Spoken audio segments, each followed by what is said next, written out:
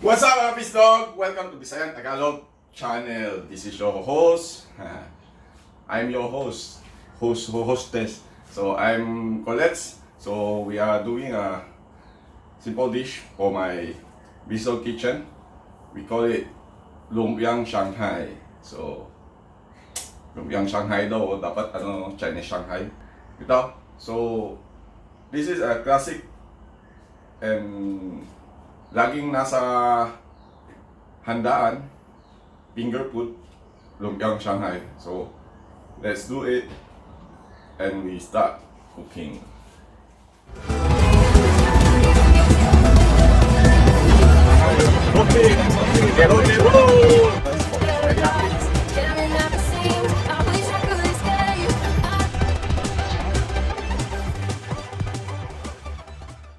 Here's our ingredient for our Lumpiang Shanghai. Meron tayong carrots, onion, celery. Celery ang ginamit ko instead na parsley. Pwede rin kayong gumamit ng parsley. Pero mas gusto ko yung crunchy. Tapos, garlic, black pepper, salt, 2 egg, and then ground pork. So, kailangan din natin ng oil. And then, of course, our lumpia wrapper. Ganda ng lumpia wrapper niya dito, square. So, chill lang siya. So we start cooking. So, i-mix lang natin yung ingredient. Lagay natin yung garlic.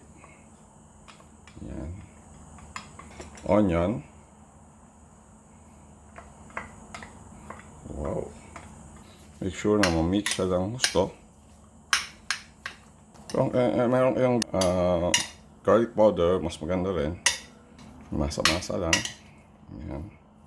Lagyan natin yung salt. And black. Make sure na nahalo siya ng gusto.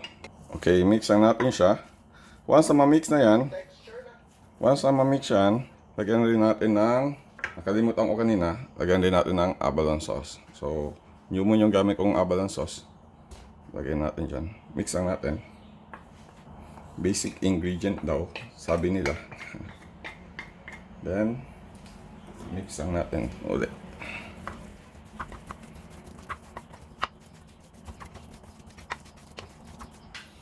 Then, lagyan natin yung itlog. Purpose ng itlog para hindi siya mag-iwa-hiwalay.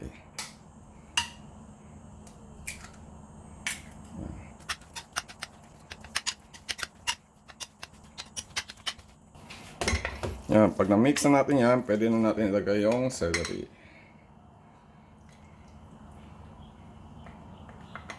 Yan. Para mag-mixture yung haluin ulit natin.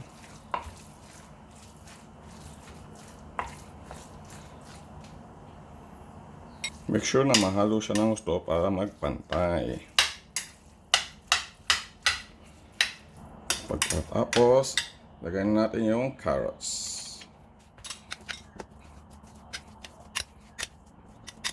Haluin nyo lang yan hanggang mga 5 minutes yung mahalo na lahat ng gulay. Yan, pagkahalo na ng mixture natin, pwede na siyang balutin. Balutin mo ako. Ganun, no? Galing, no?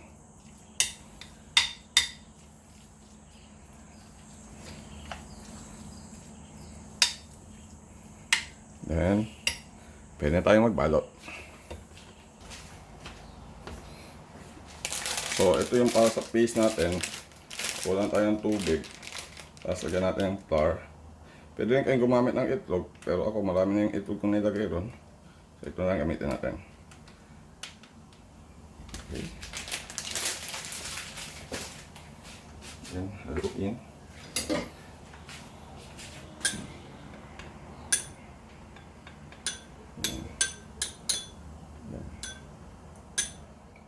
Ngayon, pwede natin balutin ang ating lumpia. Patayin. Ganyan. Ganyan natin dyan. Straight. Yan. I-roll lang natin yan. Ganyan. make sure na the same size.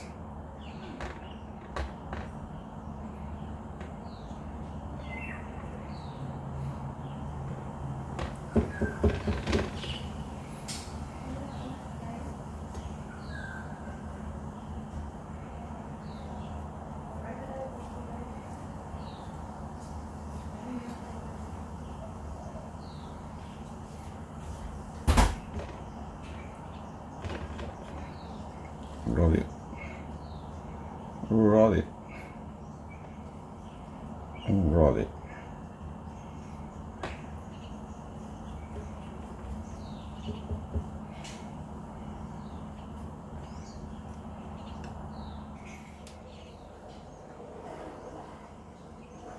Kaya pag mainit na yung mantika, pwede natin siyang pituhin. So ang ginawa ko, kinut ko siya sa gitna para maluto rin yung loob niya. And let's do it. Ayan. Wow.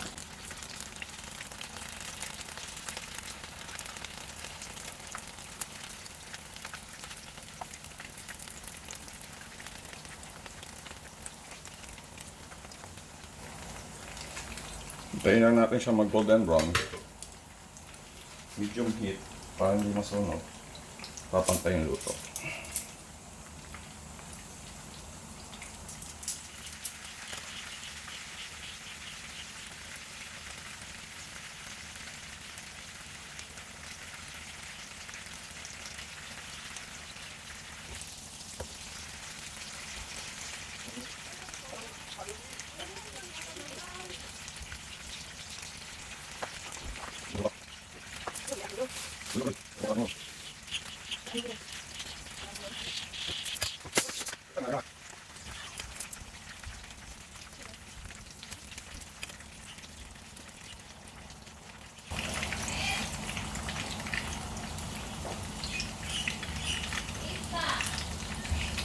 Yan, pag golden brown na siya, pwede siyang hanguin.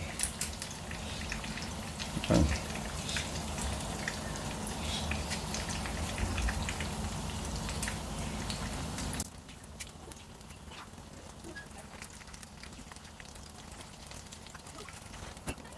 So guys, here's our dish. The classic Lumpiang Shanghai. Sa English pa, spring roll. So, golden brown na siya. Tignan natin yung loob. Medyo natin. The best. Hamam mo kagad ng sweet and sour sauce. May kanin. Pas. Ready na para sa tanghalian. Thanks for watching. So, for more videos, please subscribe my channel in VisLog channel. And then if you want suggest something, just comment down below. So, gagawin natin lahat kung gagawin natin lahat kung paano natin gagawin. Gawin natin lahat kung try natin gawin ang inyong request. Thanks for watching. Bye. So guys, don't forget to like and subscribe my channel and click the bell button below for notification. Thanks for watching my VisLog.